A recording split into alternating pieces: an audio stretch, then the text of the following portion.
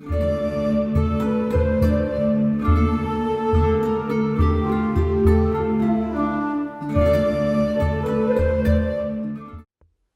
everyone and good evening. I'm going to apologise in advance if the sound is a bit odd on this video. I have got a new microphone, which in itself is pretty exciting, but I'm not sure how well it's going to pick me up in the position that I'm kind of using at the moment, and I'm going to have to kind of get used to using it, so I might have to film this twice, we'll see. I kind of got a surprise art haul today. I was at work and a colleague of ours recently retired, and amongst other things, she was a scientific photographer and a botanical painter. Now, for people who don't know, being a scientific painter was until very recently a job. In most universities where there were any taxonomists, that is to say people who discover new species or name species or reclassify species. I'm a taxonomist myself, I'm a taxonomist of bacteria. For people who are taxonomists of plants and of certain animals, before photography really came in, you would submit, when you published your new organism, line drawings, which were often made using lino prints, or you would also submit sometimes a coloured painting to show what it looked like when you made your original submission. And that was actually a job, being a botanical painter, making very accurate renderings, not sort of the way we say someone paints botanicals means they paint plants, but I mean really detailed, accurate scientific reflections. And that was one thing that my colleague used to do many years ago. These days, some people still do that. I actually was talking to a colleague yesterday who has had some difficulties in the last year, and a colleague he used to work with many years ago on the other side of the world sent him a really beautiful coloured pencil drawing of an insect that they'd had done to publish an organism in the same way. So it is still done, but it's, I guess, not required is the way to put it. So, and also said, same colleague, when they returned to work after this rough patch in their life, I gave them an acrylic painting myself because they'd admired it, so I gave it to them. And actually it was an acrylic painting I'd done in my sketchbook. It was never intended for anything, it was just a kind of a sponge painting I'd done in my sketchbook of some trees. And they really liked it, so I thought, okay, I'll make a big one on canvas, I'll give that to them. And I just couldn't get it the same, I just couldn't capture the essence of it, so I gave up. I cut the original out of my sketchbook, and it's now framed on the wall in his office, and it's the first time I've ever seen my artwork framed. You know, I've sold things, I've given things to people framed, but it's the first time I've seen someone frame my work and hang it on their wall.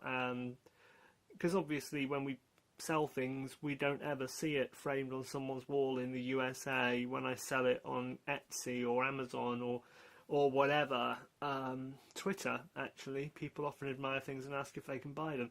So anyway, I've wittered on, that's a great word by the way for those of you not from the UK, to witter, to talk aimlessly. 3 minutes and 30 seconds of wittering. Anyway, said colleague who left, as is often the case when you retire, you leave all the stuff you don't want to take with you behind, like books, and I inherited some watercolour books that I'm going to talk about in another video. And in amongst their stuff that was basically being thrown out because it was the stuff that no one wanted, this box turned up which contained paints and coloured pencils and things, and the administrative staff know that I paint, so they gave it to me today. And I was really pleased because it has some whole tubes of paint. So I thought I'd go through it with you and talk to you about what's in this box. So this is quite old. The use by date on this ice cream was some time ago. So let's just get the focus right. I think I'll go through this. I'll do the pencils first actually, because I think they're going to be easier to just kind of whiz through. There's one broken one, I'll ignore that. So these are Derwent graphic pencils, which are really good quality, really nice quality. Come on, focus your damn thing. I hate focusing on pencils, it's so hard. There, HB, So this is Dermographic HB Hard Black. There is also 3H, 9B, that's a really soft pencil. I don't think I've ever had a 9B before. 2H, that's my general writing pencil. HB again, which is, you know, the general school writing pencil.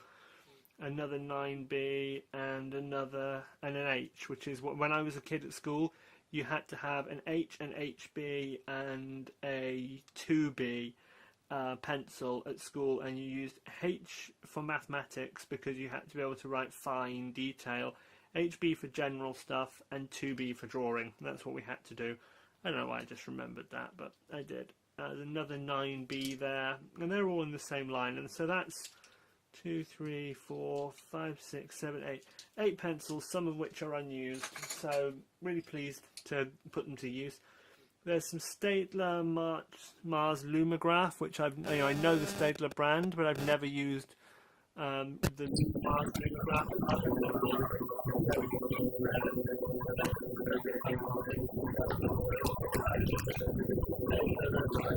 Staedtler Tradition, and this is a 4H, so pretty hard pencil. I remember having a similar hardness and learning to use it at school the first time. It was really hard. There is a, what I think is probably now Faber-Castell, Faber-Castell 4H and an Impiga HB. So some are drawing pencils, some are writing pencils, but still a good haul. Let's look at assorted sundries. There's a little knife, which is useful in the field because it's retractable. So that'll come in useful, definitely. There is a putty rubber, a kneadable eraser, as I think they tend to be called nowadays. It's a bit dry, but I think I can probably soften it up. It comes from a shop that doesn't exist anymore. It was about a quarter of the price we normally pay, and it's the Winsor & Newton one. So, again, a good thing to have. I hate things going to waste. Fairly standard pencil sharpener, which, you know, useful. Might go in my en plein air set. I think there is a pack of blue tack in the bottom of here. Yeah, so, ooh, pack of blue tack with things in it, which I think are razor blades. I've honestly not been through any of this prior to right now, which is why this video is a bit messy. I think they were razor blades, but we'll come to them when we get there. So again, blue tack, always useful stuff for sticking things down when painting. Yeah, there's a couple of scalpel blades actually. So scalpel blades are really useful. I have scalpel handles, so I will put those in a safe place because they literally are razor sharp. They will be incredibly sharp items. There is a high polymer soft eraser. I really like high polymer erasers. These are great with watercolour paper because they don't really damage it and you can be really gentle with them. And that's a Pentel soft high polymer. And these are really good because why they're great is that when you erase normally, you get those little black lumps of crap all over your paper. With this, the kind of rubber dust doesn't kind of clump together, it disperses, so that's why these are really useful for watercolorists, for many other reasons as well, but that's one of them. Before I go on to the paints, yeah, there's another scalpel blade in there, which I won't get out. There's some brushes here that I haven't even looked at, so let's see what these are. They're made by Stratford and York, not a brand I know. They're size 4 rounds. Honestly don't know what fibre they are, but it feels synthetic. Yeah, it is synthetic. I think that is probably a mimic of some kind. Let's have a look. I would normally Google this. I might have to put an insert in at this point to say what they are, but one is unused, one is barely used, and you know you can never have too many watercolour brushes, so they've gone in with my watercolours. Okay, there's a couple of tubes of gouache in here, first of all. There's 2 tubes of permanent white, which is number 8. Designer's gouache from Daler and Rowney, which, as you know, I use sometimes. I don't use it all the time. I tend to use Winsor & Newton gouache because I just kind of like the colours, but you know, you can never have too much white gouache. If you watch my Gouache 101 video, which I'll link in the iCards now, you'll know that if you want to dip your toe in gouache, not literally, and give it a go, but you don't want to buy a set of gouache, if you just buy white gouache and mix it into your watercolours at a certain percentage, which I give in that video if you watch it, you will be able to make your own gouache in any of your watercolour colours, so you can kind of learn how to use it. So go over to that video if you want to learn gouache. Okay, there's some Cotman watercolours in here. There's a few. There is. Wow, these are cheap. £1.25. That's half the normal current price. There's a cobalt blue hue. There is a rose madder hue. There is an ultramarine, which won't be a hue. That'll be a real thing because Cotman is a pretty good range. And the gamboge hue. And I think this is from the days where even the gamboge hue, if you watch my old and new gamboge video, you'll understand. But I think in those days when that was made, even the gamboge hue was better than the current one because they've changed it since. It's changed numbers since then. So I think this was when it was still good. So I might give that a try. They feel okay. They feel soft. I don't use Cotman, so I've kind of now got these. Actually, I'm lying. They're not all Cotman. There's 3 Cotman, and this one, the cobalt blue, is actually Aquafine, which in the US is Georgian watercolour. In the UK and the EU, and I think Australia, that's called Aquafine, and it comes from Daler and Rowney. It's their kind of equivalent to Cotman, and if you watch my video that I'll link in the iCards now, comparing Cotman with Aquafine, I think Cotman comes out on top. That's my view, but watch that video if you want to kind of know which cheap student watercolours you should use. But I do think Cotman are the best student watercolour on the market, in my opinion, in terms of quality and the fact that they're kind of modular in that if you like a colour and you get to the end of it, replace it with the professional version and you'll find the tube lasts a lot longer. So I like that about them. I like that there is a professional range that's fairly aligned, and that is the Winsor & Newton Pro range, which takes us to what I've just found. So there is a Winsor Violet, which is dioxazine violet, nearly full tube there. That packaging is about less than 10 years old, so that should be good. And there was a little box here that had a few other tubes of Pro watercolour in it. So what's nice is there is a Payne's Grey, and I was actually going to buy a Payne's Grey because I was trying out a technique and I used Jane's Grey. And Jane's Grey is Jane Blundell, who's got a brilliant blog. You'll have to Google her because I can't link her in the iCards. She's called Jane Blundell, Blundell, and she's in Australia. And she taught me via her blog the joy of pre-mixing French ultramarine and burnt sienna straight from the tube into your palette, and then you've got a permanent kind of supply of a lovely neutral grey straight from the palette without having to mix it every time. And she kind of nicknames that for her students Jane's Grey as a parody of Payne's Grey. Very tongue-in-cheek, she's not doing it in an arrogant way.